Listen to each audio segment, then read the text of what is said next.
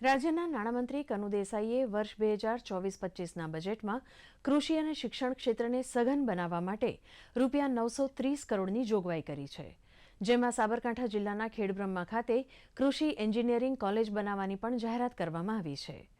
કૃષિ એન્જિનિયરિંગ કોલેજની મંજૂરી મળતા દાંતીવાડા કૃષિ યુનિવર્સિટીના લોકોમાં ખુશી જોવા મળી રહી છે.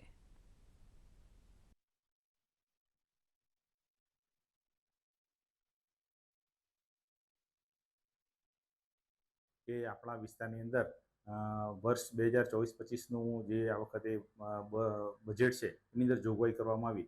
એમાં 930 કરોડની જોગવાઈ કૃષિ શિક્ષણ સંશોધનનો ખૂબ વ્યાપ વધે એના માટે આપણા માનનીય મુખ્યમંત્રીશ્રી, કૃષિમંત્રીશ્રી અને નાણામંત્રીશ્રીએ જે જોગવાઈ કરી એની અંદર ખાસ કરીને કૃષિ ઇજનેરી કોલેજો છે.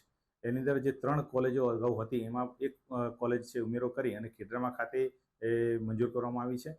અને આ કોલેજની ફાળવણીથી ગુજરાતની અંદરના જે ખેડૂતના દીકરાઓ છે એ કૃષિ ઇજનેરનો 4 વર્ષનો અભ્યાસ કરશે